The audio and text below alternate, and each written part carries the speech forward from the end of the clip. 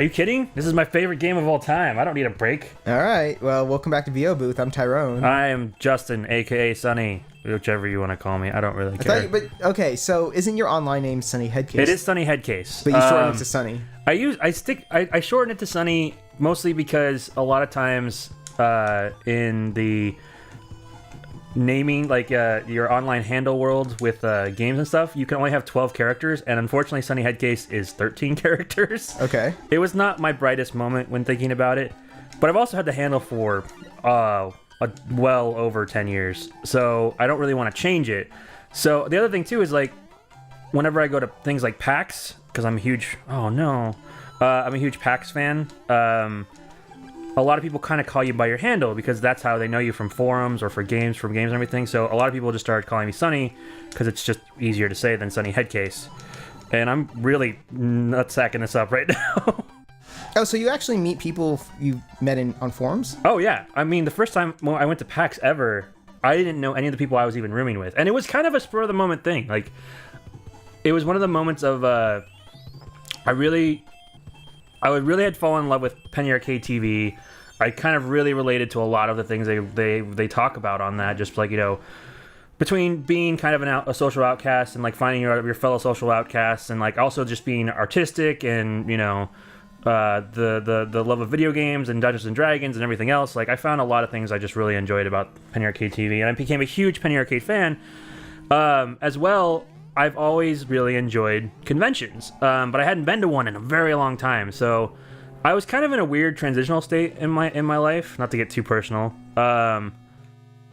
but I was feeling kind of super depressed at the time, and Penny Arcade TV definitely was one of those things that like made me feel better. And one of the episodes was about the Penny Arcade Expo, which I knew had like would happen. Like, I would see about it on Kotaku and Destructoid and whatever, but I had never been, so I figured I would give it a try. And I begged like 3 of my friends to come with me and to like we share a hotel room with me, and, you know, it would be a good time, whatever. And they all basically said no. And most of the time because none of us really had any extra cash to spend, you know. Mm-hmm. So I wanted to go, but I knew I wouldn't be able to afford everything on my own, so I went onto the PAX forum, and I got a hotel room, and I'm like, hey guys, I got a hotel room. If someone wants to share it with me, I'm totally down. And this is like way out of my comfort zone. Like, normally before this point, I would not be someone to share a hotel with anyone at a con. Oh my god, unless I knew them. I might be drawing this out, I'm just saying. Unless I knew them.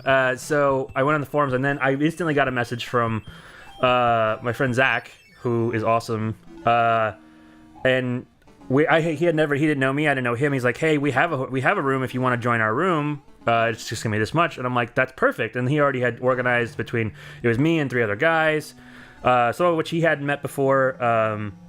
And so yeah, I literally have friends that I met through forums, and for the most part, we'll hang out occasionally with each other outside of PAX, but mostly like PAX is kind of our thing. And we will see each other once a year sometimes, and it's awesome, and we still like remain really close friends. And yeah, that was a very life-changing moment for me for PAX. But yes, to answer your question in a really like 4-minute way. Yes, I hang out with people at conventions that I've only ever met on forums, and for that reason, they call me by my forum handle. Oh, that's cool. Yeah. I've the closest I've been is I've only like Skype. I had an online writing group. Oh, that's and like cool. I used to Skype with them.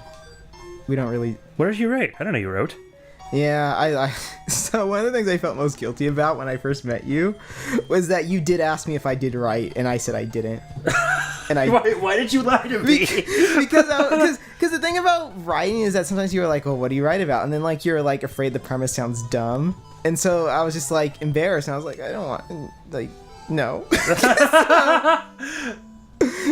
then I felt so bad afterward. I was like, oh, I lied. That's cool, though. I don't know you're right. What do you write? Just like fiction. Just like fiction. Okay. I see we're still not far from where we started. Why'd you get the fire flower? Because I like fire flowers more than frog suits. So you just got the frog suit to spite you, yes.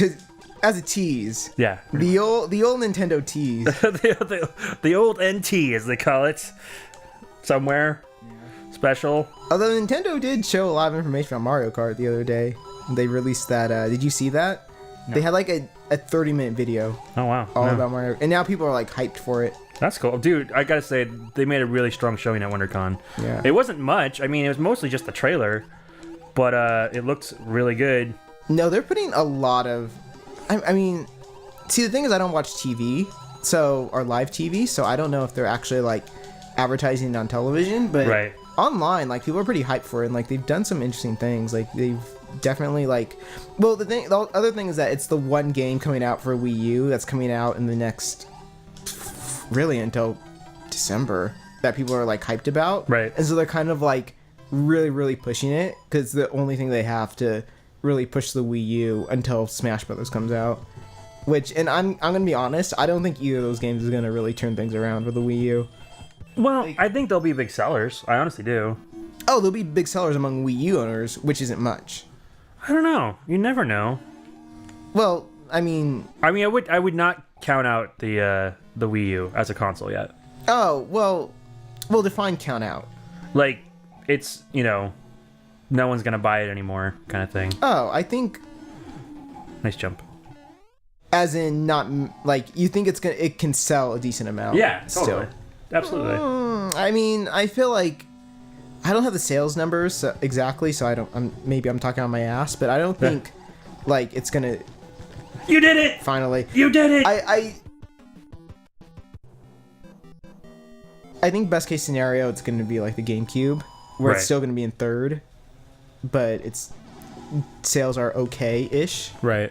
I think the sales for the Wii U are even worse than the GameCube, if I remember correctly. Really? I think so. I mean, the Wii U is not doing well at all. Like, that's the thing. It's just sort of... That's too bad. I mean, I understand why, but it's still too bad. Yeah, I was talking to a friend the other day, and he was saying that, well, Nintendo really sells things on the characters. Like, that's what people are looking for.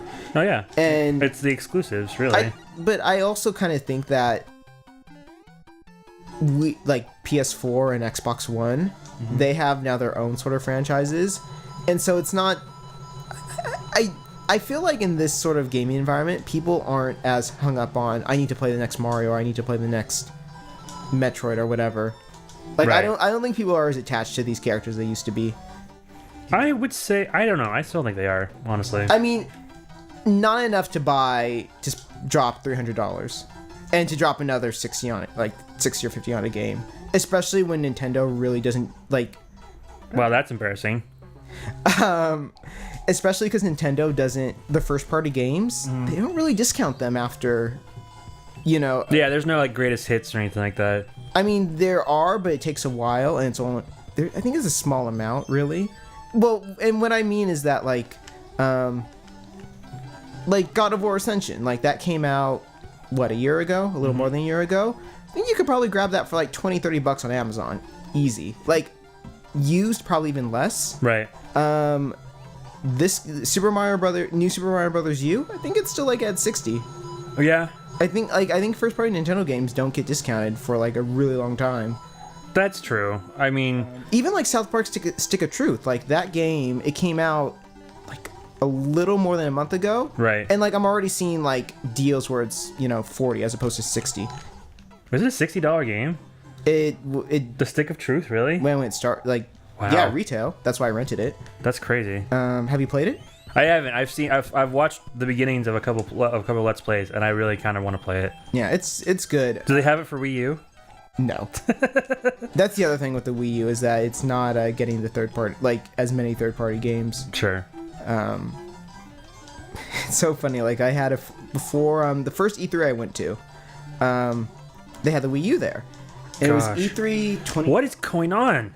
Yeah, I don't ask me. I mean... this whole episode, I've been crap, man. I drove here and I was like, all right, Justin's going to nail it. And it's going to be a great dynamic of, hey, I'm, like, the student and he's the master. And now it just kind of looks like, All right, I'm getting my swing back on. There we go. But yeah, E3 2012, they had the Wii U there before it was released. Uh-huh. And so I played a little bit of it, and I had a friend who's a big Nintendo fan, and I was telling my impressions, and I was kind of like, I mean, gamepad doesn't really sell me. And then he got super defensive right away. Really? And he was like saying like, well, no, like, I think the Wii U is going to be great because it's going to be a place where I can play my Mario games, but also play my third-party games. And that's that's totally not what the Wii U is. Like, It's not really. I mean, any Nintendo console, I think I've always bought for Nintendo-specific games. right. Well, the idea was that, was that we could have our cake and eat it too. Right. Like, we were going to be able to get everything we Sure. wanted. And To remember where the mushroom is. Yay! but that was the idea. Like my friend had, was that we'd be able to. Nice. Just to play the Nintendo exclusives as well as playing anything Yeah, else. like we could have everything. Right. Everything. And that's not what it is at all, because there are a few third-party games that came out like early on in the life cycle. Sure. And now it's not so much. Even like, did you hear about the whole controversy at Rayman Legends? Mm-mm. Well, basically, it was supposed to be a Wii U exclusive, and it was supposed to come out February 2013. And then 2 weeks before it was supposed to be released, Ubisoft announced that, oh wait, not only are we delaying the game until September 2013, so like over 6 months of delay, Right. we're also going to release it for all the other consoles too, which Oh, is the wow. reason why we're delaying it.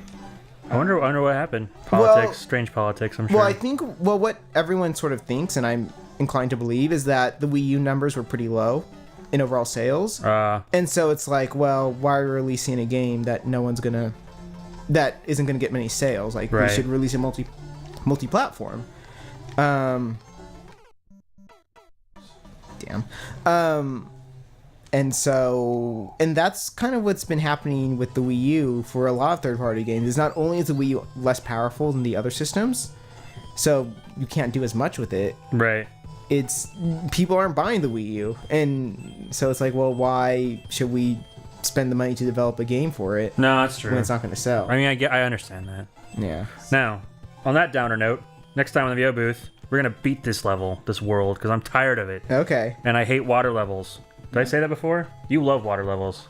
It was the exact opposite. No,